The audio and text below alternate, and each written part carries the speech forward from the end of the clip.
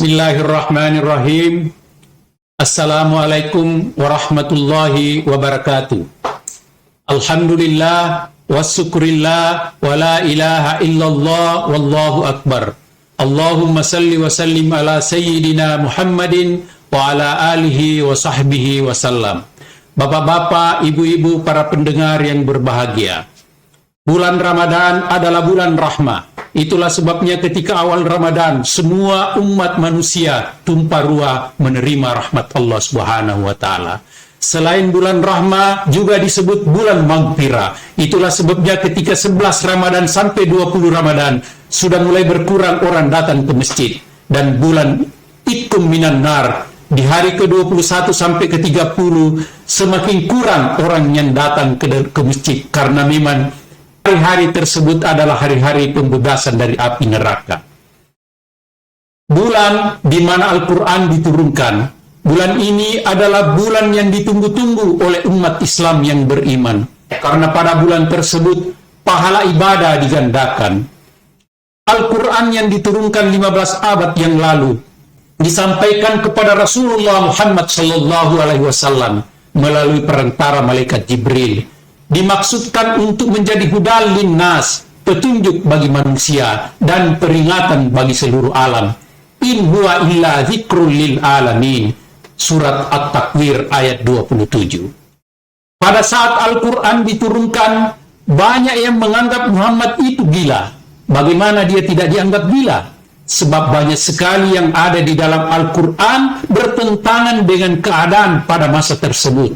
Antara lain misalnya, ketika Rasul menyampaikan bahwa saya baru saja diperjalankan dari Masjidil Haram ke Masjidil Aqsa, selanjutnya menuju Sidratul Muntaha menerima perintah salat, kemudian balik lagi ke Mekah dalam semalam, yang tidak mungkin bisa diterima akal pada saat itu. Tidak banyak orang yang mempercayai Rasulullah pada saat itu. Pada saat tersebut sangat susah memang mempercayai apa yang disampaikan oleh Muhammad Rasulullah. Hanya orang-orang yang beriman yang dapat menerima penyampaian dari Rasulullah tersebut. Seperti Abu Bakar radhiyallahu anhu. Apa yang disampaikan oleh Muhammad pasti benar adanya. Sebab memang Rasul seumur-umurnya tidak pernah bohong. Itu pula lah sebabnya sehingga beliau sejak kecil sudah diberi gelar Al-Amin, orang-orang yang dapat dipercaya. Hadirin dan hadirat yang berbahagia, Al-Quran merupakan sumber ilmu pengetahuan. Dan sebagai umat Islam yang beriman, kita harus wajib mempercayai apa isi kandungan Al-Quran tersebut. Banyak para ilmuwan yang mencoba menguji, melakukan penelitian tentang kebenaran Al-Quran. Yang pada kesempatan yang berbahagia ini ingin saya sampaikan beberapa keajaiban-keajaiban dari Al-Quran. Yang pertama, pada proses penciptaan langit dan bumi, inna fi khalqis samawati wal ardi wa ikhtilafil laili wan nahari la ayatil liulil albab. Artinya, sesungguhnya pada proses penciptaan langit dan bumi terdapat tanda-tanda bagi orang yang berakal. Sebagai seorang yang berkecimpung di bidang ilmu sains, terkhusus bidang ilmu keteknikan, maka sering dalam benak saya muncul pertanyaan, bagaimana Allah menciptakan langit dan bumi yang begitu luas? Bagaimana Allah menciptakan langit yang begitu luas tetapi tidak punya penyangga sama sekali? Khalaqas samawati bighairi amadin tarawunaha. Dia yang menciptakan langit tanpa tiang penyangga seperti yang kita lihat. Sedangkan membangun jembatan yang hanya bentangannya 500 meter saja sudah begitu rumitnya dan melibatkan banyak sumber daya yang tidak sedikit serta biaya yang begitu mahal. Tetapi Allah Subhanahu wa Ta'ala menciptakan langit ini semua dengan sangat mudahnya. Cukup mengatakan kun fayakun, maka jadilah. Subhanallah, subhanallah, subhanallah. Maha suci Allah yang telah menciptakan ini semua. Semoga menjadi iktibar bagi kita umat manusia, sehingga keimanan kita akan bertambah insya-Allah. Hadirin hadirat yang berbahagia, seorang pilot pernah ditanya, bagaimana perasaan Anda ketika berada di ketinggian? Ternyata pilot tersebut menjawab, ketika kita berada di ketinggian, dada kita akan sesak. Ini memang secara sains bisa diterima pada ketinggian, karena pada ketinggian semakin kurang oksigen yang bisa kita hisap. Hal ini telah dijelaskan dalam Al-Quran, surah Al-An'am ayat 125 yang artinya, dia jadikan dadanya sempit dan sesak, seakan-akan dia sedang mendaki langit. Demikian Allah menimpakan siksa kepada orang-orang yang tidak beriman. Persoalan rasa sakit, ternyata itu hanya berada di kulit saja. Ini dikemukakan oleh ahli biologi Kate Moore, bahwa luka bakar dalam tidak menimbulkan rasa sakit, karena ujung saraf sensorik sudah hilang. Al-Quran telah menjelaskan dalam surah An-Nisa ayat 56. Innal ladzina kafaru bi ayatina sawfa nuslihim nara kullama najidat juluduhum baddalnahum juludan gairaha liyadukul azaba innallaha kana azizan hakima. Artinya, sesungguhnya orang-orang yang mendustakan ayat-ayat kami kelak akan kami masukkan ke dalam api neraka. Setiap kali kulitnya hangus, maka kami ganti dengan kulit yang lain agar mereka merasakan kepedihan. Sesungguhnya Allah Maha Perkasa dan Maha Bijaksana. Tentang orbit, bulan dan matahari beredar pada garis edarnya juga telah diterangkan dalam Al-Quran surah Al-Anbiya ayat 33. Wa huwal ladzi khalaqal laila wan nahara was-samsa wal qamara kullun fi falaki yasbahun. Dan dia yang telah menciptakan malam dan siang, matahari dan bulan, masing-masing beredar pada garis edarnya.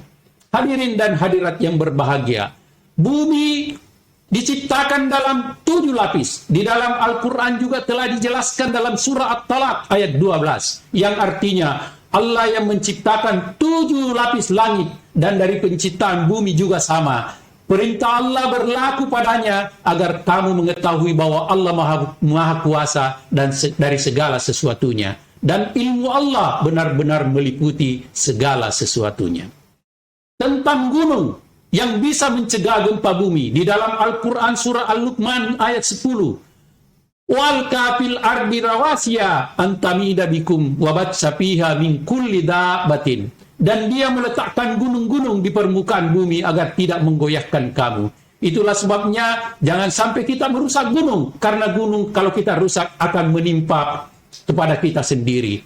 Di ayat yang lain dalam surah An-Nabat ayat 7 Allah berfirman, wal jibala autada, dan gunung-gunung sebagai pasak. Jangan sampai kita merusak pasak-pasak ini. Hadirin dan hadirat yang berbahagia, tentang tanaman yang bertasbih, Profesor William Brown dalam penelitiannya menemukan suara halus dari tumbuhan yang tidak bisa didengar oleh telinga biasa. Suara tersebut direkam dan suaranya berulang 1000 kali per detik. Ditulis di dalam Al-Quran di dalam surah Al-Isra. Wa in min shay'in illa yusabbihu bihamdihi walakin la tahkahuna biha la tafkahuna tasbihahum. Artinya, dan tidak ada satupun dari ciptaannya melainkan bertasbih dengan memuji Allah, tetapi kamu sekalian tidak akan mengerti tasbih mereka. Hadirin hadiran yang berbahagia, sifat dua lautan di Selat Gibraltar, tepatnya antara Maroko dan Spanyol, kedua jenis air laut bertemu, namun keduanya tidak bisa bercampur. Garis batasnya pun terlihat jelas. Ini juga telah dijelaskan dalam surah Al-Furqan ayat 53, yang artinya dia membiarkan dua lautan mengalir berdampingan. Yang ini tawar dan segar, dan yang lain sangat asin dan pahit. Keduanya ada dinding dan batas yang jelas dan tidak akan tembus. Di bidang matematika, ini juga spektakuler.